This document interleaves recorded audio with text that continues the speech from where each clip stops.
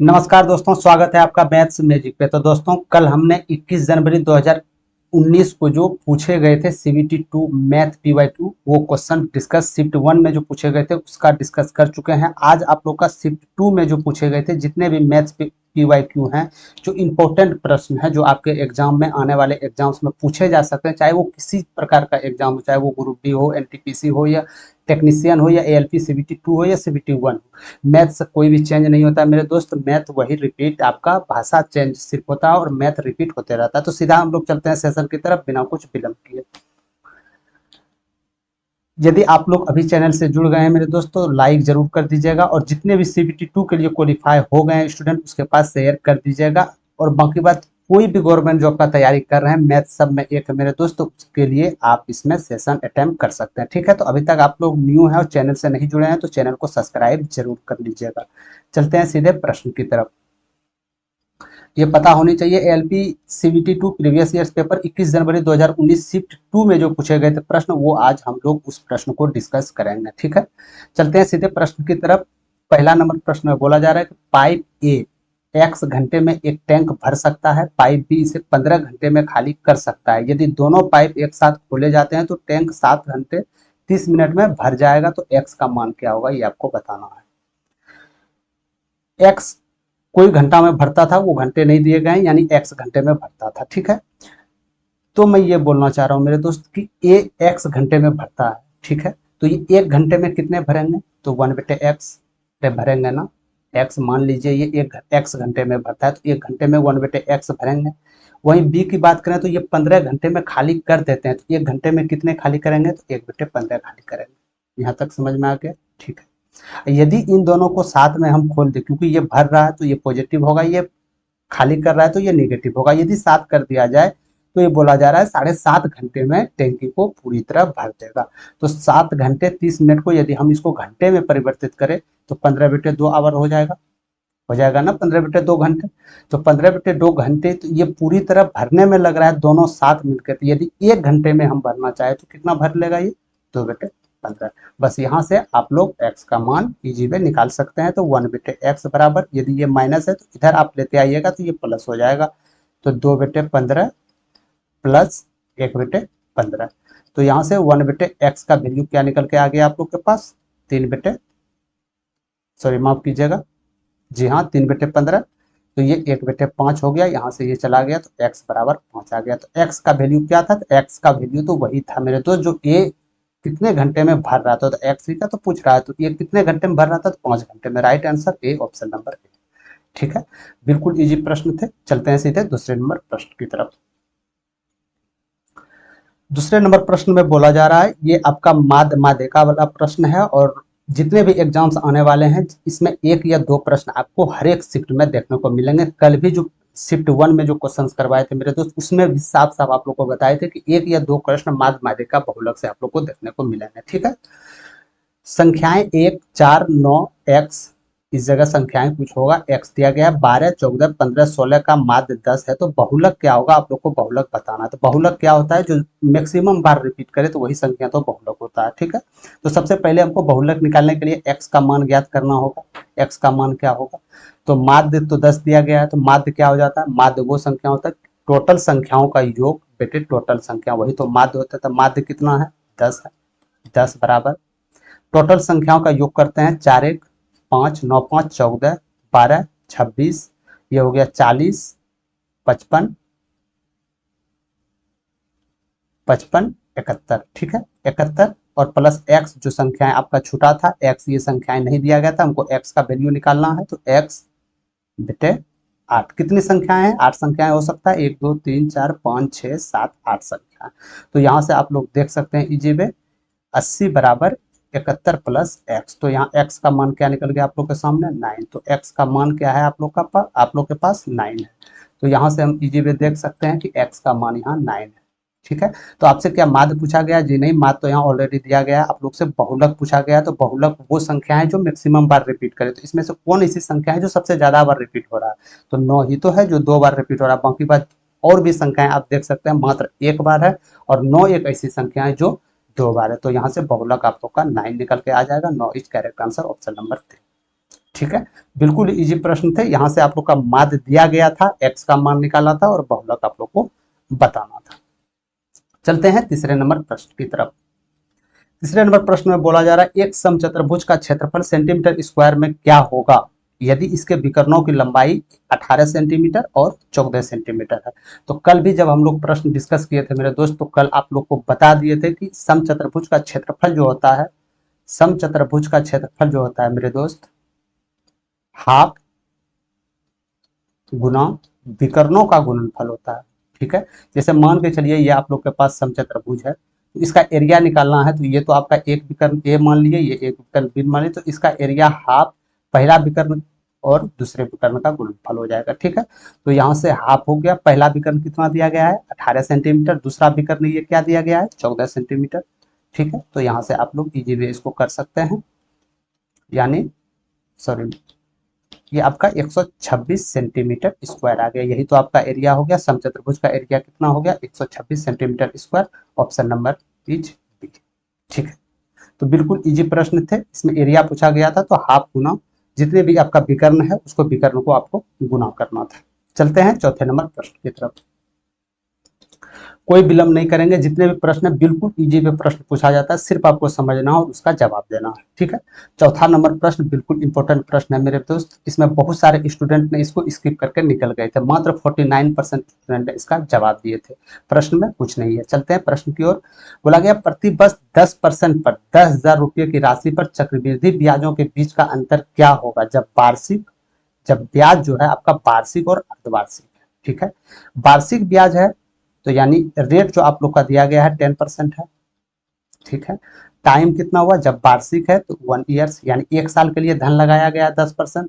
तो यहाँ से कंपाउंड इंटरेस्ट वार्षिक में क्या आ जाएगा, तो आप लोग को साफ साफ पता होने चाहिए मेरे दोस्त कि फर्स्ट ईयर्स का यानी पहला साल का सिंपल इंटरेस्ट और कंपाउंड इंटरेस्ट यानी साधारण ब्याज और चक्रवृद्धि ब्याज बराबर होते हैं।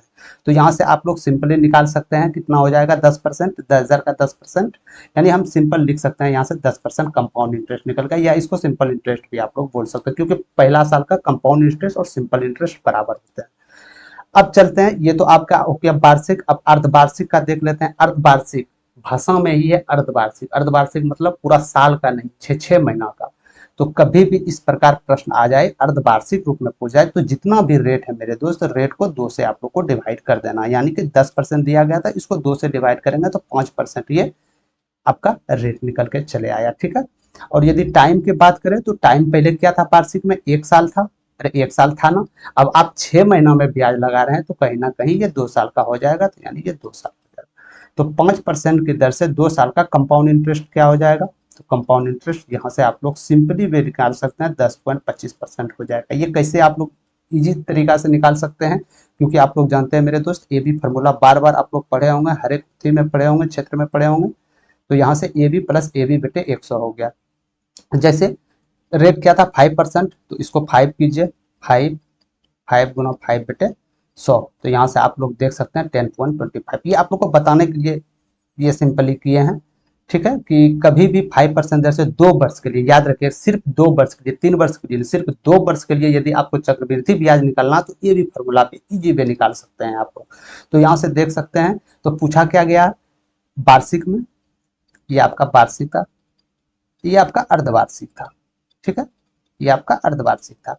तो इसका अंतर पूछा गया था, इसका तो 10% निकला कंपाउंड इंटरेस्ट, इसका कंपाउंड इंटरेस्ट 10.25 निकला, तो इसका अंतर क्या है साफ देख सकते हैं 0.25% का ये आपका अंतर है। ठीक है, तो अंतर पूछा गया, रुपये में पूछा गया अंतर क्या है, तो मूलधन आप लोग के सामने क्या था 10,000 थे ना, मूलधन 10,000 आप लोग का मूलधन था, इसका 0.25% आप लोग निकाल लीजिएगा तो सिंपली पता चलता है, यहाँ से 25 रुपये आप लोग का राइट आंसर हो गया। तो 25 is right answer, option number.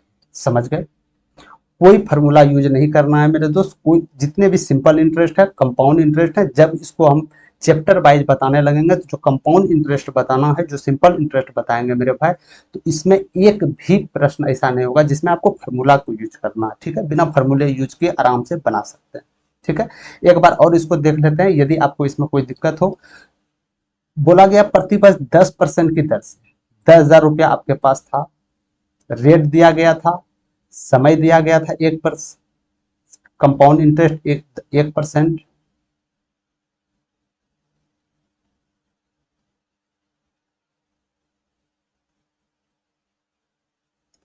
एक बार और इसको देख लेते हैं।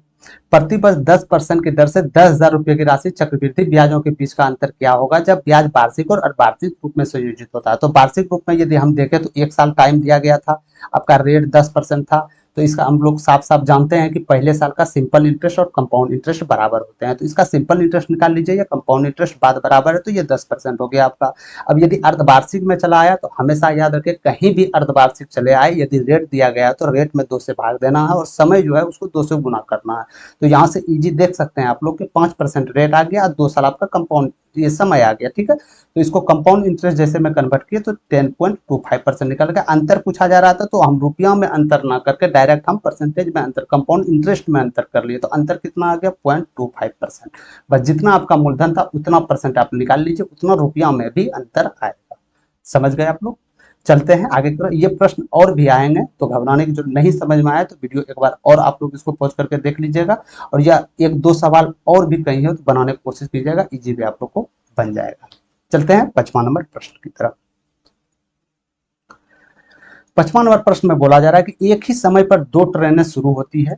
ट्रेन ए 54 किलोमीटर प्रति घंटा औसत चाल से यात्रा करते हुए, ठीक है।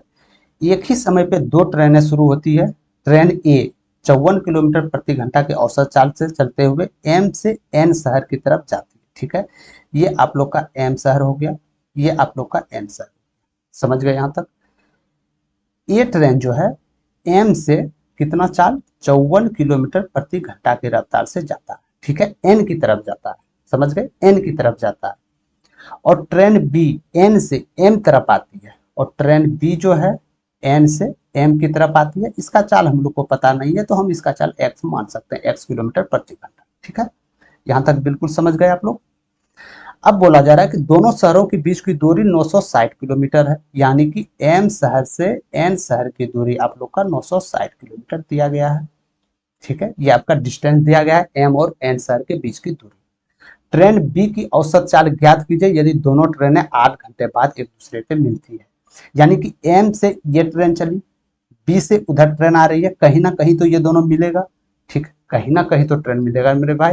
तो वहां जो मिल रहा है ट्रेन वो 8 घंटे में मिल रहा है। तो हमेशा एक बात याद रखिएगा आप लोग कि कोई भी ट्रेन, 2 ट्रेन यदि अपोजिट डायरेक्शन में आ रहा हो, यदि उधर से आ रहा हो और एक इधर से ट्रेन जा रहा, तो उसका जो आपका चाल होता है ना, चाल दोनों का जुड़ जाता है। और यदि सेम डायरेक्शन में जा रहा तो उसका चाल घट जाता है। तो यानी इसमें अपोजिट डायरेक्शन में जा रहा है यानी चाल जुटेगा। तो चाल जुटेगा क्या होगा? चाल जुट के क्या होगा मेरे दोस्त? 54 किलोमीटर पर घंटा, और उधर से आ रहा था x किलोमीटर पर घंटा। एक सेकंड, 54 किलोमीटर पर घंटा और उधर से x किलोमीटर पर, यानी कि चाल जुटेगा, ठीक है। टोटल डिस्टेंस क्या दिया गया था आप लोग के सामने? टोटल दूरी क्या गया था? 960 किलोमीटर। यदि इसको क्रॉस करेगा कितना समय लग रहा है? 8 घंटे समय लग रहा है। तो इजी देख सकते हैं आप लोग, यहाँ से x का मान आप लोग यहाँ से निकाल सकते हैं। तो 8 से इसको कीजिएगा तो 120 हो जाएगा। तो यहाँ से x बराबर, यदि आप 120 में 54 को माइनस करते हैं तो 66 किलोमीटर प्रति आवर ये आपका गति हो जाएगा। तो x का औसत चाल पूछा था ना, तो x का औसत चाल 66 किलोमीटर प्रति घंटा, ऑप्शन नंबर 4। समझ गए? कोई दिक्कत नहीं है, ठीक है। सिर्फ लैंग्वेज बड़ा है और बाकी बात कोई इसमें इशू नहीं होगा आप लोग को, यदि इस प्रकार के प्रश्न को बनाते हैं तो, ठीक है। चलते हैं 6ठे नंबर प्रश्न की तरफ। 6ठा नंबर प्रश्न में बोला जा रहा है एक साथ कार्य करते हुए यदि ए बी सी एक कार्य को 4 दिनों में पूरा कर सकते हैं, यानी कि एक कार्य ए बी सी यदि साथ मिलकर काम करते हैं तो इसको 4 दिन का समय लगता है, ठीक है। हालांकि कार्य शुरू करने के बाद बी कार्य छोड़ देता है, काम तो शुरू किया था साथ में, बी कार्य छोड़ दिया, तो शेष कार्य जो ए सी है, शेष कार्य जो ए सी है इसको 6 दिन लगेगा, ठीक है। तो बी को अकेले कार्य करना होता तो उसे कितने दिन लगते कार्य करने में, ठीक, ठीक है। तो आपके पास एक टोटल वर्क होना चाहिए जिसको आप लोग कर रहे हैं। यदि एबीसी 4 दिन में कर रहा है और एसी 6 दिन में जो बचा हुआ काम कर रहा है, तो एक आपके पास तो टोटल वर्क होना चाहिए ना। तो टोटल वर्क क्या होता है? तो साफ साफ आप लोग को पता होनी चाहिए, टोटल वर्क आपका एलसीएम होता है, वो संख्याएं होता है जो दोनों से विभाज्य हो जाए। तो वो संख्या क्या होगा? 12 होगा, ठीक है। तो यदि ए बी सी 4 दिनों में पूरा काम कर रहा है, टोटल काम आप लोग के पास एक 12 इकाई है, तो एक दिन में कितने इकाई एबीसी कर लेंगे? एक दिन में 3 इकाई कर लेंगे। अरे करेंगे कि नहीं करेंगे, ठीक है, 3 इकाई एक दिन में कर लेंगे। और ए सी यदि 6 दिन में टोटल काम कर रहा है तो 12 इकाई को काम करने में एक दिन में कितने इकाई काम करेंगे, तो 2 इकाई काम करेंगे। करेंगे ना। अरे तभी तो एसी यदि एक दिन में 2 इकाई काम करेंगे मेरे दोस्त, तो 12 इकाई को काम करने में 6 दिन समय लगेंगे। यदि ए बी सी 3 इकाई एक दिन में काम करते हैं, ये एक दिन का काम है आपका, यदि 3 इकाई एक दिन में करते हैं तो 12 इकाई को काम करने में 4 दिन लगेंगे यहाँ से। ठीक है, तो 6 दिन में पूरा। तो बी को अकेले कार्य करना होता तो उसे कितने दिन समय लगते, तो ए बी सी कितना लग रहा था, 3 इकाई एक दिन में कर रहे थे, लेकिन ए सी कितने इकाई कर रहे थे, 2 सी। बी तो इसमें मिसिंग है, तो बी एक दिन में कितने इकाई कर लेते, अरे बी एक दिन में कितने इकाई कर लेते, 1 इकाई कर लेते। तो साफ यहाँ से देख सकते हैं मेरे दोस्त, यदि इसमें बी जुट जाता तो ये भी तो 3 इकाई के बराबर हो जाता, तो 1 इकाई ये एक दिन में कार्य करेंगे। ठीक है, तो यदि बी एक दिन में 1 इकाई काम करेंगे तो 12 इकाई को काम करने के लिए आप लोग यहाँ से साफ साफ देख सकते हैं कि 12 दिन का समय ये लगेगा। ठीक है, तो बी को पूरा काम करने में 12 दिन का समय लगेंगे, तो यही उत्तर आप लोग का 23 राइट आंसर। समझ गए। तो सीधा कुछ नहीं करना है आप लोग को, एलसीएम लेके जो एलसीएम इसका जो टोटल वर्क था, टोटल वर्क निकाल लेते, एक दिन में कितना भी कितना इकाई काम करता है, तो जितने भी टोटल इकाई में भाग देते तो उतना दिन में वो काम को क्लियर कर देते। समझ गए। चलते हैं 7वां नंबर प्रश्न की ओर। 7वां नंबर प्रश्न में बोला जा रहा है कि एक किसी कार्य को 25% 3 दिनों में समाप्त करते हैं। एक किसी कार्य को 25% का वैल्यू क्या हो जाता है, 1/4। ठीक है, 3 दिनों में कार्य करेंगे तो क्या मैं बोल सकता हूँ कि एक को उसी कार्य को टोटल करने में कितने दिन का समय लगेंगे, 12 दिन का समय लगेंगे। लगेंगे ना। ठीक है, बी आधे कार्य को 18 दिन में, यदि बी आधा काम 18 दिन में करते हैं तो बी को पूरा उसी काम को करने में कितना दिन समय लगेंगे, 36 दिन समय लगेंगे। तो बस यहाँ से आप लोग निकाल लीजिएगा। और वही बोला जा रहा है कि दोनों मिलकर यदि काम करते तो कितने दिनों में पूरा करते, ये कितने दिनों में कर रहे थे, 12 दिन में। बी कितने दिनों में कर रहे थे, 36 दिन में। आपके पास एक टोटल वर्क होना चाहिए जो आप लोग उस वर्क को कर रहे हैं। तो टोटल वर्क क्या होता है, टोटल वर्क एलसीएम होता है, तो 12 36 का एलसीएम क्या हो जाएगा, 36 हो जाएगा। तो यानी टोटल आप लोग के पास वर्क कितना इकाई है, 36 इकाई है। यदि ये 12 दिन में टोटल कार्य को कंप्लीट कर रहा है तो एक दिन में कितने इकाई करेंगे, अरे एक दिन में ये कितने इकाई करेंगे, तो 12 या 36 यानी 3 इकाई करेंगे। करेंगे ना। उसी प्रकार बी एक दिन में कितने इकाई करेंगे, 1 इकाई करेंगे। यहाँ तक समझ में आ गया।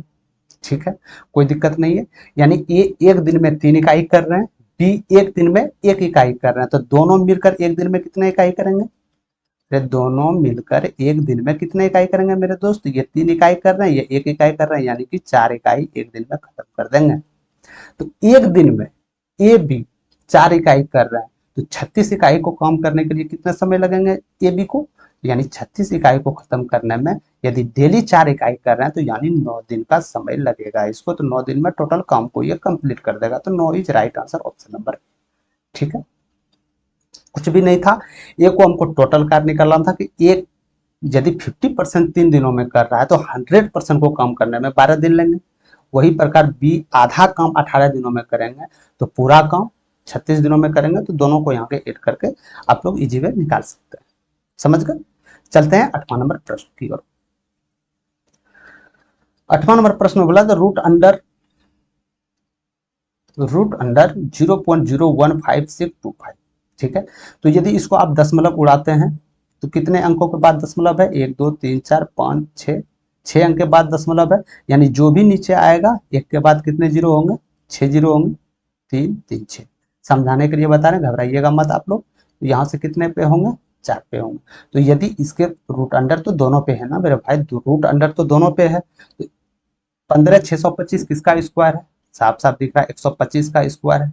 ठीक है, और यदि इसमें मान के चलिए कितना जीरो है, 2 2 4 2 6 जीरो है, तो रूट अंडर पे यदि 6 जीरो है तो ये 3 जीरो आ जाएगा बाहर, 3 अंदर चले जाएंगे, 3 बाहर आ जाएंगे। गुना का चिन्ह है। 256 किसका स्क्वायर है, 16 का स्क्वायर है। 10,000 रूट अंडर 10,000 का वैल्यू क्या हो जाएगा, 100 हो जाएगा। ठीक है, सिंपली रूट अंडर जितने आपके पास जीरो है उसका सिर्फ आधा होगा। ठीक है, तो यहाँ से आप लोग 25 पंचे 125, 25 चौके 100, 4 चौके 16, तो यहाँ से देख सकते हैं आप 5 चौक 20 बेटे 1000, तो ये 50 हो जाएगा। 1/50 का वैल्यू क्या होगा आप लोग के सामने 0.02 is right answer option number 3। ठीक है, कहीं कोई दिक्कत नहीं है, सिर्फ आप लोग को दिक्कत ये था कि 15,625 का आप लोग का वर्ग निकालना था। 15,625 का रूट अंडर कितना होगा, माफ कीजिएगा, रूट अंडर कितना होगा 15,625 का, तो 125 इसका हो गया। तो यहाँ से इसी तरह आप लोग इजी वे निकाल सकते हैं। ये थोड़ा कैलकुलेटिव सवाल है, इसी प्रकार सवाल देंगे आप लोग को। सिर्फ इसका कारण ये है कि टाइम मेजरमेंट करना है आपको, टाइम पता करने के लिए ये सब प्रश्न दिया जाता है। यदि आपके पास ये ज्ञात होगा कि 125 का स्क्वायर 15,625 होता है तो बिल्कुल समय इसमें आप लोग को नहीं लगने वाला है। ठीक है, चलते हैं 9वां नंबर प्रश्न की तरफ। 9वां नंबर प्रश्न सरलीकरण का ये प्रश्न है। ये प्रश्न पूछे जाते हैं मेरे दोस्त, एक या दो प्रश्न हर एक शिफ्ट में आप लोग को देखने को मिल सकते हैं। ठीक है, तो इसको या तो आप x का मान खोज रहा है, अरे x का मान खोज रहा है तो या तो x वैल्यू पुट कीजिएगा, ये 4 ऑप्शन में कोई एक x का मान ही होगा, जो कि पुट करने के बाद ये प्रूफ आपका 5/6 होनी चाहिए। ठीक है, या तो आप इसको सरलीकरण करके बना सकते हैं। ठीक है, तो सबसे पहले हम इसको सरलीकरण ही करके बनाते हैं, बाद में इसमें वैल्यू पुट करके हम लोग देख लेंगे। तो 5x/2 माइनस, तो ब्रैकेट है, ब्रैकेट का काम किया होगा तो कितना हो जाएगा, यहाँ पे 5 दिया 15, 3 दूनी 6, प्लस माइनस माइनस 5 चौके 20x/9 बराबर 5/6। यहाँ तक समझ गए। ठीक है, तो यहाँ से आप लोग 5x/2 ये माइनस है 20x/9 बराबर, तो ये बराबर के उस पार जाएगा क्योंकि इसका साथी उस पार है, तो 5/6, इधर ये माइनस है तो उधर जाके ये प्लस हो जाएगा 15/6। ठीक, कहीं कोई दिक्कत नहीं है। तो यहाँ से ये क्या हो जाएगा 5x/18, 5x/18, ठीक है, बराबर, तो ये कितना हो जाएगा आप लोग के सामने 6, यदि एलसीएम लेते हैं तो 15×5 20 हो जाएगा, तो ये 6 तिया 18 हो गया, 5 चौके 20 हो गया। तो x का वैल्यू क्या निकल गया आप लोग के सामने 12, तो x का value 12 is right answer option number. ठीक है, तो अब थोड़ा सा हम लोग देख लेते हैं कि इसमें सिंपली वैल्यू पुट से आप लोग कैसे बना सकते हैं। जैसे मान लीजिए x का वैल्यू हम लोग 12, अभी तो निकाले ना, जान गया x का वैल्यू 12 हो गया। ठीक है, तो 12 वैल्यू इसमें पुट करते हैं, तो 12×5 60 में 2 30 माइनस 5/3 3/2, अब बच्चों के 48 यानी ये 16 हो जाएगा, ये मेरा 5/3 के बराबर होनी चाहिए। तो ये आप लोग कैलकुलेट करके देख लीजिएगा, ये 100% 5/6 के बराबर आ जाएगा। समझ गए आप लोग। ठीक है, तो यदि ज्यादा कॉम्प्लिकेटेड हो, एक बार यदि आप लोग को इस मेथड से बनाने में यदि ये प्रश्न ना बने, याद रखिएगा मेरे दोस्त, यदि एक बार बनाने से, सरलीकरण द्वारा बनाने से ये प्रश्न एक बार ना बने तो आप लोग वैल्यू पुट द्वारा जा सकते हैं, x का मान कोई ढूंढ के उसमें बिठा सकते हैं। तो यदि ये 5/6 के बराबर आ रहा है तो वो 100% आपका सही है। समझ गए। चलते हैं 10वां नंबर प्रश्न की तरफ। 10 नंबर प्रश्न में बोला जा रहा है, यदि a का 25% b है तो 160 का b% किसके समान होगा। a का 25% मतलब 25% का वैल्यू 1/4 है ना, बराबर b है, यानी साफ साफ a बराबर 4b। यदि हम रेशियो में कन्वर्ट करें तो a रेशियो b का मान क्या हो जाएगा 4:1। ठीक है, यहाँ तक समझ गए आप लोग, यानी a और अनुपात b का अनुपात क्या हो जाएगा 4:1 हो जाएगा। ठीक है, तो बोला जा रहा है 160 का 20% किसके समान है, 160 का 20%, तो 160 b कितना है, अरे b कितना है, 1% है, तो 160 का 1% कितना होगा 1/6 होगा, अरे 1/6 होगा ना। तो मेरा 1/6 हमको लाना है, किसमें, a का कितना परसेंट हम लेंगे, तो a कितना है 4, इसका कितना परसेंट हम लेंगे जो 1.6 के बराबर है। तो यहाँ से साफ साफ पता चल रहा है इसका 40% यदि हम लेंगे मेरे दोस्त तो ये 1/6 के बराबर हो जाएगा, यानी कि a का 40% ही 160 का 20% के बराबर होगा। सिंपली देख लिया, यहाँ से कहीं कोई दिक्कत नहीं है। ठीक है, चलते हैं आगे प्रश्न की तरफ। कुछ नहीं करना इस प्रश्न में मेरे दोस्त, कुछ नहीं करना इस प्रश्न में, जैसा बोला जा रहा है उसी प्रकार आप लोग को करना है। जैसे a का 25% b है तो a b का वैल्यू निकल गया 4:1। ठीक है, तब 160 का b% किसके समान होगा, तो 160 का b% क्योंकि b का रेशियो निकल चुका है 1, तो यदि 1% लेते हैं तो 1.6 आ गया। तो ये 1.6 हमको क्योंकि समान है ना, ये समान है ना, तो हमको ये बराबर करना है, तो ए का कितना परसेंट, ए का कितना परसेंट, तो ए आपके पास क्या है, 4 ही तो है, इसका कितना परसेंट करेंगे जो 1.6 होगा, तो यहाँ से 40% कीजिएगा तो 1.6 के बराबर आ जाएगा। ठीक है, चलते हैं 11 नंबर प्रश्न की ओर। 11 नंबर प्रश्न बड़ा ध्यानपूर्वक देखिएगा, ये प्रश्न चाहे तो आप लेंदी से भी बना सकते हैं, थोड़ा आप लोग के पास कॉन्सेप्ट रहा तो ये प्रश्न तुरंत ही बन जाएंगे, कोई इसमें झमेला नहीं है। बोला जा रहा है एक व्यक्ति अपनी पत्नी के संपत्ति का 2/7वां भाग देता है। ठीक है, एक व्यक्ति था, अपनी पत्नी को संपत्ति का 2/7वां भाग देता है, शेष धन का 1/3वां भाग अपने बेटे को देता है, और बाकी धन यानी कि पत्नी को 2/7 दिया, अब उसका शेष जो धन बचा उसका 1/3 बेटे को दिया, उसका भी जो शेष धन बचा वो अपनों बेटियों में समान रूप से विभाजित कर देता है। ठीक है, यदि प्रत्येक बेटी को बेटे के हिस्से के 2/3 भाग समान हिस्सा मिलता है और 3 बेटियों में से प्रत्येक को 2 लाख रुपये मिलता है, तो उन व्यक्तियों की संपत्ति कितनी होगी ये आपको बताना है। तो सबसे पहले हम लोग देख लेते हैं कि बेटी को टोटल कितना धन मिला। तो यदि एक बेटी को 2 लाख रुपया मिला है मेरे दोस्त, तो 3 बेटी है तो कितना लाख हो गया, 6 लाख हो गया। यहाँ तक समझ गए आप लोग। एक बेटी को यदि 2 लाख धन मिल रहा है तो 3 बेटी है, कितना धन मिलेंगे, 6 लाख मिलेंगे। और साफ साफ यहाँ बोला जा रहा है कि एक बेटी को जो धन मिल रहा है मेरे दोस्त, साफ साफ बोला जा रहा है एक बेटी को जो धन मिल रहा है बेटे के हिस्से का 2/3 है। बेटे का हिस्से x मानते हैं, तो यदि 2/3 एक बेटी के हिस्से के बराबर है यानी 2 लाख, यानी बेटा का कितना मिला, 3 लाख। अरे मिला ना, अरे बेटा का धन कितना मिला, 3 लाख मिला। ठीक है, यहाँ तक समझ गए आप लोग। बेटे को कितना धन मिला, 3 लाख मिला। यही बात करेंगे और बेटा बेटी मिला के टोटल कितना धन इसको बेटा या बेटी को दिया दोनों मिला के, तो 9 लाख दिया। तो ये 9 लाख जो धन दिया, क्या ये 2/7वां धन दिया, नहीं, 2/7वां धन तो पत्नी को दिया, जो शेष धन दिया ये 9 लाख हुआ था। तो यानी 2/7 जो है मेरे दोस्त 2x/7 जो है ये तो पत्नी को दिया था। तो इसका शेष धन कितना आप लोग के सामने बचा, तो 5x/7।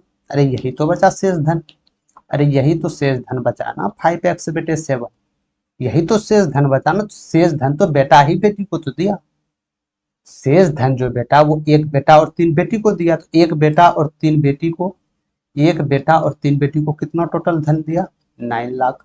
या तो हम 9 पे इसमें 5 जीरो लिख सकते हैं, तो यहाँ से आप लोग इजी वे देख सकते हैं 18×5 = 90, 18×7 = 126 हो गया। तो यानी 12,60,000 आप लोग के पास ये टोटल राशि निकल के आ गया। ठीक है, तो option number 4 is right answer.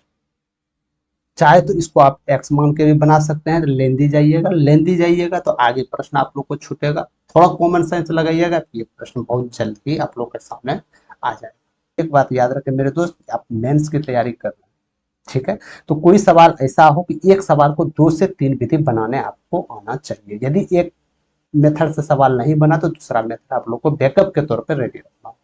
ठीक है, तो इसको जिस प्रकार बनाए शुरू में इसी प्रकार आप लोग इसको इजी पे बना सकते हैं। चलते हैं 12 नंबर प्रश्न की ओर। 12 नंबर प्रश्न में बोला जा रहा है 48 और 54 का लघुत्तम समावर्तक क्या होगा, यानी कि एलसीएम क्या होगा। एलसीएम क्या होता है, वो बड़ी से बड़ी संख्या जो दी गई संख्या से विभाज्य हो जाए उसी को तो एलसीएम कहते हैं। यानी 48 और 54 वो संख्याएं, बड़ी संख्याएं आपको ढूंढना है जो 48 भी विभाज्य कर दे 54 भी विभाज्य कर दे, उसे तो आप एलसीएम बोलते हैं। तो एलसीएम 48 और 54 को निकालना है, तो कैसे निकालना, या तो आप इस विधि से निकाल सकते हैं जो कि बहुत ज्यादा समय खपत करेगा। ठीक है, तो हम इसका सिंपली गुणनखंड कर लेते हैं। 48 का गुणनखंड कीजिए, 2 दूनी 4 दूनी 8 दूनी 16 या 48, ये 48 का गुणनखंड। ठीक है, अब हम 54 का गुणनखंड कर लेते हैं। 2 दूनी 4 नहीं होगा, 2 तिया 6 या 18 या 54 हो जाएगा। 2 में 1 आप लोग को कॉमन लेना है, तो 2 में 1 कॉमन देख सकते हैं कि ये 3 होगा आपका 3। क्या फिर 3 मिल रहा है, जी नहीं, तो ये 3 हम दोनों लिख देते हैं जो 54 का था। ठीक है, 2 क्या मिल रहा है, जी हाँ ये 1 2, 1 2 हम ले लेते हैं, 1 2। अब इसमें जो बचा उसको हम गुना कर देते हैं, 2 दूनी 4 दूनी 8 दूनी 16 16 48 गुना 9, यानी कि 432 इज राइट आंसर। यही आप लोग का एलसीएम होगा 432। ठीक है। तो ये कैलकुलेशन आप लोग को फास्ट होना चाहिए, बहुत ही फास्ट होना चाहिए, जो कि एक बार में ही प्रश्न को बना दे। या तो ऑप्शन से भी देख, क्या 144 48 से विभाज्य है, या 54 से विभाज्य है, या 234 क्या विभाज्य है, जी नहीं। 342 का विभाज्य नहीं, 432 क्या दोनों से विभाज्य है, जी 100% विभाज्य। तो ऑप्शन से भी आप लोग बना सकते हैं। तो आपको चूज करना है आपको किस मेथड से जाना है, ठीक है। चलते हैं 13 नंबर प्रश्न की ओर। 13 नंबर प्रश्न में बोला गया है, एक व्यापारी 8,000 रुपये में 200 किलो अनाज खरीदता है, ठीक है। 8,000 रुपये में 200 किलो ये अनाज खरीदता था। इस अनाज का 4% परिवहन में खो जाता है, यानी कि 200 किलो अनाज था, इसका 4% खो गया। अरे इसका 4% खो गया तो कितना बचा, यानी कि 4% कितना हो गया, 8। 8 खो गया तो कितना बचा, 192 किलो बचाना भाई मेरे दोस्त, 192 किलो। अब बोला जा रहा है 20% लाभ अर्जित करने के लिए उसे बाकी अनाज को किस दर पे बेचना चाहिए। 20% लाभ प्राप्त करना है, पहले कितना आप धन खरीदे थे, 8,000 रुपये में। अरे 200 किलो जो अनाज खरीदे थे, कितने में खरीदे थे, 8,000 रुपया में। इसको 20% लाभ पे बेचना है, तो 20% लाभ पर यदि हम बेचेंगे 8,000 को, तो कितना हो जाएगा, क्या 9600 होगा। अरे क्या 9600 होगा, जी हाँ 9600 होगा। तो 9600 रुपया को हमको 192 किलो अनाज बेचना है 9600 रुपया में, तो कितने रुपए पर किलो बेचेंगे। तो यहाँ से आप लोग को साफ पता चल रहा है मेरे दोस्त, 50 रुपया पर किलो की दर से यदि हम 192 किलो अनाज बेचेंगे तो उसका मूल्य 9600 के बराबर आ जाएगा। समझ गए आप लोग, ठीक है। चलते हैं 14 नंबर प्रश्न की ओर। 14 नंबर प्रश्न में बोला जा रहा है, एक विक्रेता 486 रुपये में एक वस्तु बेचता है, ठीक है। एक विक्रेता 486 रुपये में एक वस्तु बेचता है, 8% लाभ कमाता है। यदि वो वस्तु 414 रुपये में बेचता तो वो क्या कमाता। तो सबसे पहले मेरे पास क्रय मूल्य ज्ञात होना चाहिए कि क्रय मूल्य क्या है। क्रय मूल्य दिया गया नहीं है, तो कोई भी सामान आप खरीदते हैं, कोई भी सामान आप खरीदते हैं तो उसका मूल्य 100% के बराबर ही तो होता है। जैसे हम कोई मूल्य 10 रुपया में खरीदे तो वो 10 रुपया मेरे लिए 100% के बराबर ही तो है, ठीक है। तो यानी क्रय मूल्य मेरे पास 100% है। 100% हम क्रय मूल्य मान लिए, कोई भी वस्तु हम खरीदे वो 100% हम पैसा उसको दिए। अब 8% लाभ कमाता है, यानी कि 100% यदि क्रय मूल्य है तो 108% यदि हमको लाभ कमाना है तो कितने में बेचना होगा, 486 में बेचना होगा। तो क्रय मूल्य यहाँ से क्या निकल जाएगा, 100% हम क्रय मूल्य माने थे, तो क्रय मूल्य क्या निकल जाएगा यहाँ से, तो आप लोग इसको कटा सकते हैं, कितना हो जाएगा, 9 से 36 हो गया,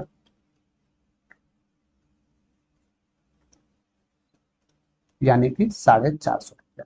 तो आपके पास क्रय मूल्य कितना हो गया, 450 रुपया। क्या मैं बोल सकता हूँ कि कॉस्ट प्राइस जो हो गया 450, ठीक है। यानी कि क्रय मूल्य आप लोग के सामने चला आया 450 रुपया। अब वही वस्तु को 414 रुपया में बेच रहे हैं, 450 रुपया में आप खरीदे, सेल कितना में कर रहे हैं। अरे कोई भी वस्तु मेरे दोस्त आप 450 रुपया में खरीदे, बेच रहे हैं 414 रुपया में, तो कहीं ना कहीं आप बोल सकते हैं कि 36% का हानि हुआ, हमको 36 रुपये का हानि हुआ। हानि किस पे हुआ, क्रय मूल्य जितने आप वस्तु खरीदे उसी पे तो हुए। परसेंटेज निकालने के लिए हमेशा 100 से गुणा करते हैं, तो यहाँ से 8% का आप लोग को लॉस लगा, ठीक है। तो 450 रुपये में वस्तु आप खरीदे, 414 रुपया में वस्तु वो बेचे, तो आपको 8% का हानि हुआ, ठीक है। चलते हैं 15 नंबर प्रश्न की तरफ। 15 नंबर प्रश्न में बोला जा रहा है, यदि a प्लस बी बराबर 9, ए स्क्वायर प्लस बी स्क्वायर 53 है, तो ए बी का मान क्या होगा, ये आपको बताना। तो सिंपली यदि इस प्रकार प्रश्न आपको सबसे पहले आ जाए तो वैल्यू पुट मेथड आपको सबसे पहले अपनाना होगा। हालांकि ये बन जाएगा आपका फॉर्मूला से भी। यदि ये सवाल मान के चलिए यहाँ डिजिट बहुत छोटा है, छोटा छोटा है, तो ये आप लोग फॉर्मूला से बना सकते हैं। यही ये डिजिट बड़ा रहता तो थोड़ा मोड़ा दिक्कत होता, ठीक है। तो ए बी, तो क्या दो संख्याएं जोड़े जो 9 हो जाए। एक तो या तो आप 8 एक जोड़िए, लेकिन 8 का स्क्वायर करेंगे तो 53 नहीं होगा, यानी ये नहीं होगा। तो या तो आप 2 7 जोड़िए, 2 7 9 हो गया, और यदि इसका स्क्वायर करेंगे 53 हो जाएगा, 100% 53 होगा तो ए बी क्या हो जाएगा, तो यानी ए तो इसी को माने 7 दूनी 14, राइट आंसर ऑप्शन नंबर 3। अब चलते हैं इसको फॉर्मूला तरफ हम बनाना सीख लेते हैं। A B, A plus B का होल स्क्वायर क्या हो जाता है, A square plus B square plus 2ab, ठीक है। ए बी क्या दिया गया है आप लोग के सामने 9, तो 9 9 81 बराबर ए स्क्वायर क्या है, अरे ए स्क्वायर प्लस बी स्क्वायर का वैल्यू दिया गया है ना 53 है, तो क्या मैं ए बी को एक्स मान लूँ, ठीक है एक्स मान लिया, तो यहाँ से 2x बराबर 81 में 53 चला जाएगा, कितना बचेगा 28, तो यहाँ से x बराबर 14, यही आप लोग का राइट आंसर होगा।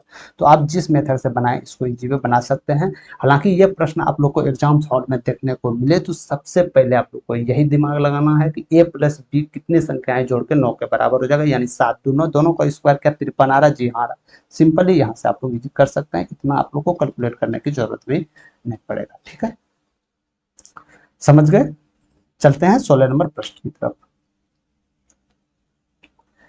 16 नंबर प्रश्न में बोला जा रहा है एक तीर्थयात्री ने 7.5 घंटे में 50 किलोमीटर की दूरी तय की। एक तीर्थयात्री ने 7.5 घंटे में 50 किलोमीटर की दूरी तय की। यह आंशिक रूप से 4 किलोमीटर प्रति घंटा पैदल और 12 किलोमीटर प्रति घंटा की चाल से बैलगाड़ी पर की, तो पैदल द्वारा यात्रा की गई दूरी कितना है ये आपको बताना, ठीक है। 50 किलोमीटर दूरी आपको चलना था, इसके लिए समय आप लोग लगा दिए 7.5 घंटे। पैदल जो यात्रा किए आप किस गति से यात्रा किए, 4 किलोमीटर प्रति घंटा की गति से यात्रा किए, दूरी कितना किए ये आपको पता नहीं है। और बैलगाड़ी से जो यात्रा किया 12 किलोमीटर प्रति घंटा की रफ्तार से किए, कितना यात्रा किए पता नहीं है, लेकिन दोनों यात्रा जो आप लोग किए इसमें टोटल समय कितना लगा, 7.5 घंटे लगा। तो आपको ये बताना है कि पैदल जो यात्रा किए वो कितना दूरी तय की, पैदल द्वारा कितनी दूरी तय किए गए, ठीक है। तो इस प्रकार सवाल को आप लोग एलिगेशन से यदि बनाते हैं तो बहुत ही बेहतरीन मेथड है एलिगेशन। तो एलिगेशन से बनाते हैं तो सबसे पहले पैदल कितना आप गए, 4 किलोमीटर प्रति घंटा, पैदल का चाल तो यही है। बैलगाड़ी से कितना गए, 12 किलोमीटर प्रति घंटा, ठीक है। और संपूर्ण चाल क्या है आपका, संपूर्ण औसत चाल क्या है, टोटल डिस्टेंस है 50, समय लगा दिए 7.5, तो इसको यहाँ कर लेते हैं 25 या 75, 25 दूनी 50 यानी 20/3 आवर्स, सॉरी माफ कीजिएगा 20/3 किलोमीटर प्रति घंटा, ये आपका औसत चाल हुआ, टोटल दूरी का औसत चाल हुआ 20/3 किलोमीटर प्रति घंटा, ठीक है। तो एलिगेशन में आप लोग जानते हैं 20 किलोमीटर प्रति घंटा ये बीच में रहेगा। एलिगेशन को प्रूव करने का एक ही मेथड है मेरे दोस्त, एक संख्याएं दूसरे से बड़ी, एक संख्याएं दूसरे से छोटी होनी चाहिए, ठीक है।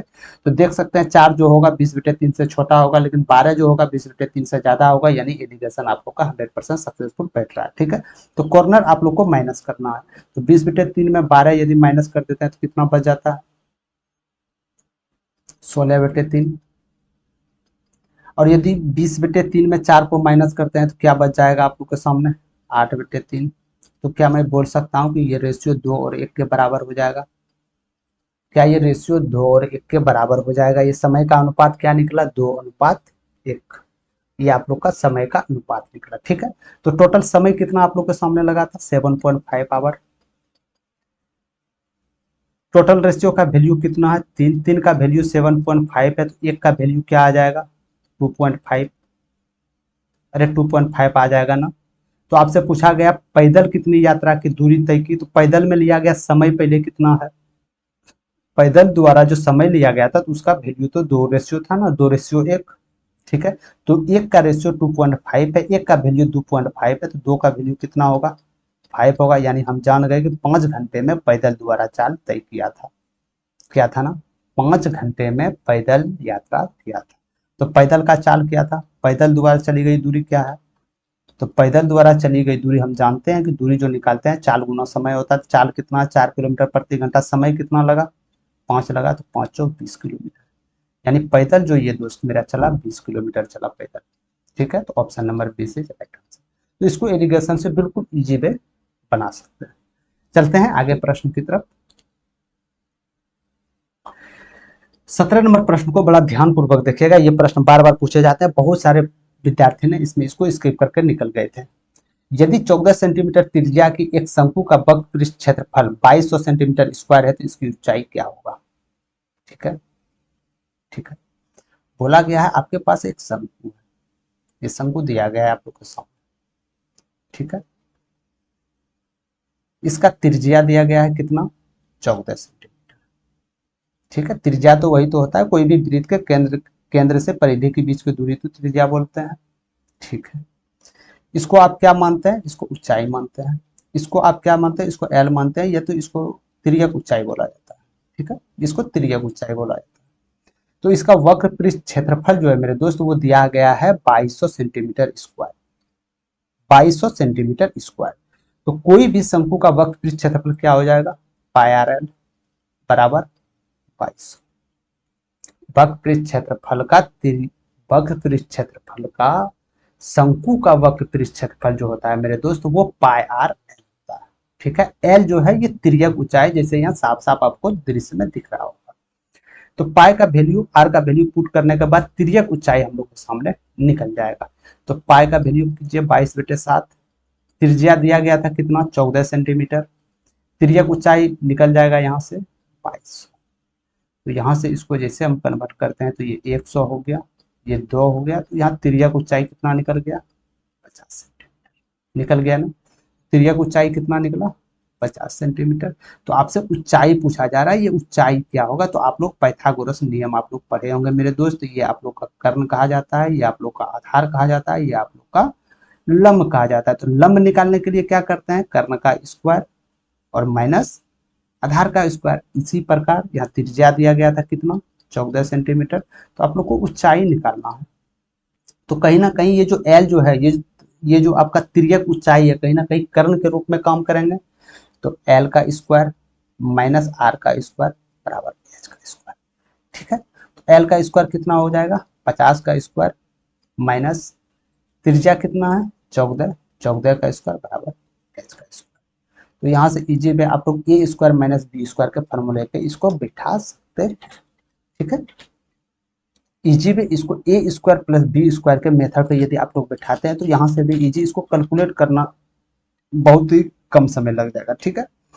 तो यहाँ से 2500 ऐसे देखें हम 2500 माइनस 196 बराबर एच स्क्वायर। तो यहाँ से एच स्क्वायर का वैल्यू क्या निकल जाएगा, माफ कीजिएगा, एच स्क्वायर का वैल्यू क्या निकलेगा यहाँ से 4032 2304। 2304 किसका वर्ग है, अरे 2304 किसका वर्ग है 48 का, ठीक है। नहीं समझ में आ रहा कोई बात नहीं है, यहां से हम लोग एक बार फिर देख लेते हैं, ठीक है। जैसे मान के चलिए 50 का स्क्वायर माइनस 14 का स्क्वायर दिया, तो 50 का स्क्वायर हम लोग जानते हैं 2500, 14 का स्क्वायर 196, तो ये एक्स स्क्वायर का वैल्यू हो जाएगा, यानी कि क्या हो जाएगा ये 2304। अब आपको पता चलना किसी कैंडिडेट को या किसी स्टूडेंट को ये पता नहीं है किसका वर्ग 2304 है, किस संख्या का वर्ग 2304 है, तो यहाँ आप लोग ऑप्शन से भी देख सकते हैं। तो हमेशा एक बात ध्यान रहे मेरे दोस्त, कोई भी प्रश्न आप लोग बना रहे हैं ऑप्शंस को एक नजर देखते चलिएगा शुरू से। जैसे मान के चलिए कभी कभी आप इस प्रकार बना रहे हैं ऑप्शन में भी पाई देता है, तो यदि ऑप्शन में पाई देता तो यहाँ पाई का आप लोग वैल्यू पुट नहीं करते, पाई को यूं ही छोड़ना पड़ता, लेकिन पाई का नहीं दिया तो पाई का वैल्यू यहाँ आप लोग पुट कर दिए, ठीक है। तो यहाँ से 2304 किसका होगा, क्या 56 का स्क्वायर करेंगे तो लास्ट डिजिट 4 होगा, 6 के 36 नहीं होगा, ये उत्तर नहीं होगा, समझ गए। तो क्या 48 का स्क्वायर करेंगे तो इकाई डिजिट पे 4 होगा, 8 8 64, ये हो सकता है, कोई बड़ी बात नहीं है। 48 का स्क्वायर यदि करेंगे तो ये संख्या का इकाई अंक 4 हो सकता है। क्या 50 का स्क्वायर करने के बाद इकाई अंक 4 होगा, जी नहीं, ये भी नहीं होगा। क्या 49 का स्क्वायर करने के बाद इकाई अंक 4 होगा, नहीं, इसका तो 1 होगा, ये भी नहीं होगा। तो यहाँ से आप लोग इजी पे देख सकते हैं, हमको इसका रूट अंडर भी निकालने की आवश्यकता नहीं है, हम ऑप्शन से यहाँ से आप उसको छांट सकते हैं। 5 वर्ष पहले पिता की आयु रोहन की आयु की 8 गुनी थी। ध्यान पूर्वक देखिएगा, कुछ इस सवाल में नहीं है, इस सवाल को करने अलग अलग मेथड से आप कर सकते हैं जिसमें समय भी आप लोग का जा सकता है, ऐसा मेथड बताएंगे इसमें कुछ भी समय आप लोग का नहीं जाएगा, ध्यान पूर्वक सुनिएगा। 5 वर्ष पहले पिता की आयु रोहन की आयु की 8 गुनी थी। पिता यानी फादर लिख देते हैं, रोहन का आर लिख देते हैं। 5 वर्ष पहले आयु क्या था, 8 गुनी थी, यानी 8:1 था। कब, 5 वर्ष पहले, ठीक। लेकिन 5 वर्ष बाद पिता की आयु रोहन की आयु का अनुपात कितना था, 10 दिन था। ये कब था, 5 वर्ष बाद, ठीक। तो पहले और बाद का जो अनुपात का अंतर है वो सेम है या अलग अलग है, बराबर है या अलग अलग है। यानी पहले अनुपात 8:1 के अनुपात में थे, लेकिन बाद में जो अनुपात हुए 10 और 3 के अनुपात में, तो इसका अंतर भी 2 के अनुपात में है, इसका अंतर भी 2 के अनुपात में, यानी कि साफ शब्दों में कहें तो इसका अंतर 2 है दोनों का, ठीक है। अंतर हमेशा आप लोग को बराबर करना है, हमेशा। यदि 2 अंतर है, 5 साल ये पहले थे, 5 साल बाद थे, टोटल यहाँ से 10 साल हो गए, ठीक है। तो एक बात भी ध्यान रखना है, यदि पहले है आयु और बाद है आयु, ये दोनों जुटेगा। यदि इस जगह पहले पहले रहता तो ये माइनस होता, ठीक है। तो यहाँ से 1 का वैल्यू यानी कि 2 का वैल्यू आप लोग के सामने 10 आ गया, तो 1 का वैल्यू क्या आ जाएगा, 5 आ जाएगा। यदि 1 का वैल्यू 5 आ गया मेरे दोस्त, तो रोहन की वर्तमान आयु पूछ रहा है, तो रोहन की वर्तमान आयु क्या है, अरे रोहन की वर्तमान आयु क्या है, वर्तमान आयु तो पता नहीं, लेकिन 5 वर्ष पहले का आयु 8:1 का, तो 1 का वैल्यू तो हम निकाल चुके हैं 5, लेकिन 5 वर्ष पहले थे, वर्तमान आयु में 5 साल जुटेगा, यानी कि 10 साल is right answer, option number 4, ठीक है। समझ गए, इसको इस प्रकार आप लोग बना सकते हैं, जो कि बिल्कुल इजी भी इसको बना सकते हैं। यदि ये प्रश्न आते तो इसमें पेन भी उठाने की आवश्यकता नहीं, यदि आप लोग प्रैक्टिस किए हुए हैं तो इस सवाल में पेन उठाने की आवश्यकता नहीं पड़ेगा। बाकी बात, यदि आप इसको अलग मेथड से बनाना चाहते हैं तो इसमें अलग मेथड से भी बना सकते हैं, ठीक है। लेकिन ये मेथड सबसे बेस्ट मेथड आप लोग को होने वाला। सिंपल कुछ नहीं करना है, जितने अनुपात दिया गया था अनुपात को लिखना है, ठीक है। ये पहले था, ये बाद में था, सिंपली ये देखना है कि जो पहले का अनुपात था और बाद का अनुपात का अंतर क्या सेम है। यदि अंतर सेम नहीं है तो इसको सेम करना है, यानी बराबर करना है। यदि अनुपात बराबर है तो इसको कुछ नहीं करना, वैल्यू बराबर इसको वर्ष में कन्वर्ट कर देना। जैसे 5 वर्ष पहले था, 5 वर्ष बाद था, तो 5 5 10 इसको जोड़ देना। यदि ये भी पहले और ये भी पहले रहता तो वो माइनस होता, समझ गए। तो यहाँ से 1 का वैल्यू 5 निकल गया, 1 का वैल्यू 5 निकल गया, तो ऑलरेडी 5 है, लेकिन 5 वर्ष पहले इसका रेशियो था, तो 5 वर्ष बाद ही तो वर्तमान आयु होगा रोहन का, ठीक है। तो यहाँ से आप लोग सिंपली 10 ईयर्स निकाल सकते हैं। चलते हैं 20वां नंबर प्रश्न की तरफ। ये भी आपका सरलीकरण से प्रश्न था मेरे दोस्त। इसका प्रश्न दूसरा आपको देखने को मिला है इस शिफ्ट में, सेकंड शिफ्ट में, जो 21 जनवरी 2019 में 19 के सेकंड शिफ्ट में पूछे गए थे। ये दूसरा सरलीकरण का सवाल, ठीक है। तो इस प्रकार के सवाल को सबसे पहले एक ही दिमाग में आप लोग को आना चाहिए, बोधमास, ठीक है। तो सबसे पहले इसमें ब्रैकेट को देखना, तब का को देखना, तब भाग को देखना, तब गुणा को देखना, तब जोड़ को देखना, तब घटा को, ठीक है। तो सबसे पहले ब्रैकेट का काम क्रिया हम लोग करेंगे। तो 12 माइनस, ब्रैकेट में भी कौन, ये तो का होनी चाहिए, ये तो भाग होना चाहिए, ठीक है।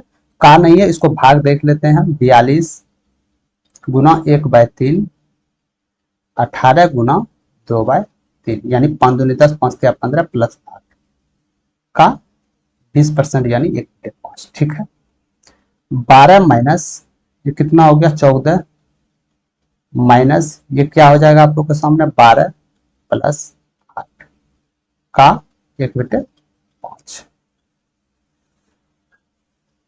12 माइनस तो ये कितना हो जाएगा, 14 8 22 में जाएगा, 10 का 1/5। तो का काम क्रिया ब्रैकेट करने के बाद तब किसका काम क्रिया, इसका काम क्रिया करना होगा। तो 5 दूनी 10, 12 में 2 जाएगा, कितना आ जाएगा, 10 is right answer, option number, ठीक है। तो यहाँ से इजी पे आप लोग देख सकते हैं। तो सबसे पहले ये आप लोग के दिमाग में आना चाहिए, बोधमास के अनुसार इसको सॉल्व कीजिए। यदि आप आगे पीछे सॉल्व करने के चक्कर में रहे तो ये प्रश्न आप लोग से गलती हो सकता है, ठीक है। चलते हैं 21 नंबर प्रश्न की तरफ। 21 नंबर प्रश्न में बोला जा रहा है विनोद और मनोज की वर्तमान वेतन का अनुपात 6-7 है, ठीक है। विनोद और मनोज कहीं काम करते होंगे, इसका जो वर्तमान वेतन था, जो पहले इसको वेतन मिलता था, उसका अनुपात 6 और 7। यदि दोनों के वेतन में 16,000 रुपए की वृद्धि होती है, यानी दोनों को वेतन को बढ़ोतरी किया गया, 16,000 विनोद को भी बढ़ाया गया, मनोज को भी 16,000 बढ़ाया गया। अब जब इसको बढ़ाने के बाद जब इसको अनुपात निकाला गया तो अनुपात 8:9 निकला। तो मनोज का वर्तमान वेतन क्या है ये आपको बताना। तो सिंपली जिस प्रकार एज वाले सवाल में आप लोग को बताए थे, जिस मेथड से बताए थे, सिंपली उसी मेथड से इसमें आप भी बना सकते हैं। ठीक है, यही मेथड उसमें फॉलो होगा। तो चलते हैं इसी मेथड से हम लोग इसको बनाते हैं। विनोद मनोज अनुपात कितना था, 6-7 के अनुपात में। समझ गए। 16,000 वृद्धि हुआ, कितना वृद्धि हुआ मेरे दोस्त, 16,000 वृद्धि हुआ। तो 16,000 वृद्धि होने के बाद इसका अनुपात क्या निकला, 8-9 निकला। तो सिंपली आपको यह देखना कि पहले जो इसका वेतन का रेशियो था, बाद का जो वेतन रेशियो, इसका अंतर क्या सेम है, बराबर है या अलग अलग है। तो नहीं भाई, इसका भी 2 बढ़ा, इसका भी 2 की बढ़ोतरी हुआ अनुपात में, तो यानी ये दोनों सेम है, यानी 2 का अनुपात बढ़ा है। कितना रुपया बढ़ जाने के बाद, 16,000 रुपया बढ़ जाने के बाद। समझ गए। अरे मेरे दोस्त 16,000 रुपया बढ़ा है तभी तो ये 2 का अनुपात में बढ़ा। तो 1 का अनुपात का वैल्यू क्या हो गया, 8,000 हो गया ना। 1 का वैल्यू क्या हो गया, 8,000। तो 1 का वैल्यू यदि 8,000 हो गया तो मनोज का वर्तमान वेतन पूछ रहा है, तो यही तो इसका वर्तमान वेतन है। तो मनोज का वर्तमान एयर कितने अनुपात में थे, 7 अनुपात में। 1 अनुपात का वैल्यू 8,000, तो 7 अनुपात का वैल्यू 56,000। तो यही आप लोग का राइट आंसर हो जाएगा, 56,000। 3 number option is right answer. समझ गए। बिल्कुल इसी प्रकार बनाना। हाँ, यदि इस जगह वैल्यू समान नहीं रहता तो हमको इस जगह अंतर भी बराबर करना होता। समझ गए। चलते हैं 22 नंबर प्रश्न की तरफ। 22 नंबर प्रश्न में पूछा रहा, इंजन की खराबी के कारण एक एक्सप्रेस ट्रेन अपनी सामान्य गति के 9/10वीं गति से चलती है और जो पहुंचने का समय 2:28 बजे था, लेकिन अब 2:34 बजे अपराह्न में पहुंचती है। तो ये किस समय चलना शुरू हुआ था, ये आपको बताना है। यानी कि इसका चाल का एक ट्रेन थी जो चल रहा था, कुछ उसमें कारणवश खराबी हो गया। तो जो पहले 10 के स्पीड में चल रहा था, तो अब ये कितने स्पीड में आ गया, 9 के स्पीड में आ गया, खराबी के कारण। और हम जानते हैं समय का उल्टा क्या होता है, सॉरी चाल का उल्टा क्या हो जाता है, समय। यानी समय का अनुपात क्या हो जाएगा, 9:10 हो जाएगा। तो समय कितना बढ़ा, 1 के अनुपात में बढ़ा। 1 के अनुपात में समय बढ़ा तो समय हकीकत कितना बढ़ा, पहले 2:28 लग रहे थे, अब 2:34 लग रहे हैं, यानी कि 6 मिनट का अंतर हो गया। यानी हम बोल सकते हैं कि 1 का वैल्यू 6 के बराबर हो गया। तो जो अभी नियमित रूप से जो पहुंच रहा था, इसको कितना समय ज्यादा लगा, 60 मिनट। अरे 60 मिनट, 1 का वैल्यू इतना है तो 10 का वैल्यू आप लोग 60 मिनट, यानी 1 घंटा ज्यादा, 1 घंटा लगा होगा इसको पहुंचने में खराब होने के बाद। तो ये पहुंचा कितना था, 2:34 में। तो निकला कब होगा, यानी 1 घंटा इसमें माइनस करना होगा, यानी कि यदि ये 2:34 में मेरे दोस्त ये पहुंचा था वहां से, तो 1 घंटा पहले निकला होगा, यानी 1:34 is right answer, option number A. ठीक है, कुछ नहीं करना है। चाल था 10-9 के अनुपात में चाल था, चाल का उल्टा समय होता है हम लोग जानते हैं। तो समय 9-10 के अनुपात में जो पहले 9 घंटे लग रहे थे, अब 10 घंटे लगेंगे, क्योंकि चाल कम हो गया। तो समय बढ़ा, कितना अनुपात में बढ़ा, 1 के अनुपात में बढ़ा, लेकिन हकीकत 6 मिनट का अंतर हुआ समय। तो यानी अभी पहुंचने में कितना समय लगेगा, वर्तमान पहुंचने में खराब होने के बाद कितना समय लगेंगे, यानी 60 मिनट, यानी 1 घंटा। यानी 1 घंटा वो पहले चला होगा, 2:34 में पहुंचा तो 1 घंटा वो पहले चला होगा, यानी कि 1:34 में वहां से निकला होगा। ठीक है, चलते हैं आज के लास्ट नंबर प्रश्न की तरफ। 23 नंबर प्रश्न, cot 30 degree minus half cosec 60 degree का मान क्या होगा, ये आप लोग को बताना है। तो cot 30 डिग्री का मान क्या हो जाएगा, √3, समझ √3 माइनस हाफ cosec 60 डिग्री का मान क्या होगा, तो 2/√3, क्योंकि हम जानते हैं साइन 60 डिग्री का मान √3/2 होता है। तो साइन का उल्टा ही तो कोसेक होता है, यानी कि √3/2 को उल्टा कर दीजिए, 2/√3। तो यहां से आप लोग देख सकते हैं 2/2 गया, √3 माइनस 1/√3, √3 3 में 1 गया, 2/√3। तो ये आप लोग का आंसर आ गया, 2/√3 is right answer, option number 3। ठीक है, तो ये था आप लोग का लास्ट क्वेश्चन। कैसा लगा सॉल्व, आप लोग कमेंट सेक्शन में जरूर बताइएगा। कोई भी यदि प्रश्न समझ में नहीं आया मेरे दोस्त, कोई दिक्कत नहीं है, ये सवाल पीवाईपी प्रश्न है, ये सवाल बार बार रिपीटेड होंगे ये प्रश्न। यदि आज ये सवाल प्रश्न समझ में नहीं आएगा तो कल ये प्रश्न फिर आएंगे, तो इसके लिए आप लोग टेंशन मत लीजिए, लगातार बने रहिए। डेली पीवाईपी प्रश्न आप लोग के सामने डेली लेके आ रहा हूं मैं, तो आप लोग सेशन से बन जाइएगा, ठीक है। तो ये था आज का लास्ट का 2 ऐसा प्रश्न जो बिल्कुल इजी प्रश्न थे, और हूबहू सिर्फ ये आपका नंबर चेंज थे, तो वो प्रश्न को हमने नहीं, क्योंकि हम जानते हैं मेरे दोस्त आप लोग का 28 जुलाई से एग्जाम CBT2 ALP CBT2 है ना, CBT2 मेंस होने जा रहा है, तो आप लोग का समय बहुत अति महत्वपूर्ण है। इसीलिए जितना भी हो सके आप लोग पीवाईपी प्रश्न दीजिए, चाहे वो बेसिक इंजीनियरिंग हो, मैथ हो, या कोई भी सब्जेक्ट इसमें पूछा जाता है, ठीक है, उसमें विशेष आप ध्यान दीजिए। और बाकी बात आप लोग कोई भी क्विक नोटिफिकेशन यदि आप लोग चाहते हैं मेरे दोस्त, चाहे वो जॉब के रिलेटेड हो या कोई भी रेलवे रिलेटेड हो, थोड़ा छोटा से छोटा जल्दी आप लोग अपडेट होना चाहते हैं, तो आप लोग को टेलीग्राम चैनल से ज्वाइन होना होगा। तो हालांकि हम डिस्क्रिप्शन में लिंक देंगे टेलीग्राम चैनल का, वहां से भी क्लिक करके डायरेक्ट आप लोग टेलीग्राम चैनल से ज्वाइनिंग हो जाइएगा। हालांकि अभी नीट पेपर होने जा रहा है मेरे दोस्त, तो नीट पेपर के चलते 22 तारीख तक टेलीग्राम आप लोग का बैन रहने वाला है संभवतः, ठीक है, 22 तारीख तक। और बाकी बात फिर कंटिन्यू आगे टेलीग्राम चैनल आप लोग का जारी रहेगा। तो सेशन कैसा लगा आप लोग जरूर कमेंट सेक्शन में बताइएगा, पसंद आया तो लाइक और शेयर जरूर कर दीजिएगा। जितने भी बच्चे मैथ्स के लिए तैयारी कर रहे हैं, जो मैथ लेंथी बन रहे हैं, उसके पास समय नहीं बच रहा है, तो उसको जरूर आप लोग शेयर कर दीजिएगा। यदि आप लोग अभी न्यू है तो चैनल को सब्सक्राइब नहीं किया मेरे दोस्त, चैनल को सब्सक्राइब कर लीजिए। जितने भी हैं अभी आप लोग का ALP CBT2 का चल रहा है मेरे दोस्त, कुछ दिन के बाद आपका ग्रुप डी का जितने भी पीवाईपी प्रश्न रिसेंटली पूछे गए थे वो चलेंगे, फिर NTPC UG है, ग्रेजुएट वन बहुत प्रकार के हैं। और बाकी बात जो भी आप लोग का मैथ है, सेक्शनल वाइज जो मैथ है, नंबर सिस्टम से लेकर, वो भी बहुत जल्द आप लोग के सामने लाऊंगा, ठीक है। तो आज के लिए इतना ही, धन्यवाद, मिलते हैं कोई और नेक्स्ट सेशन में। जय हिंद।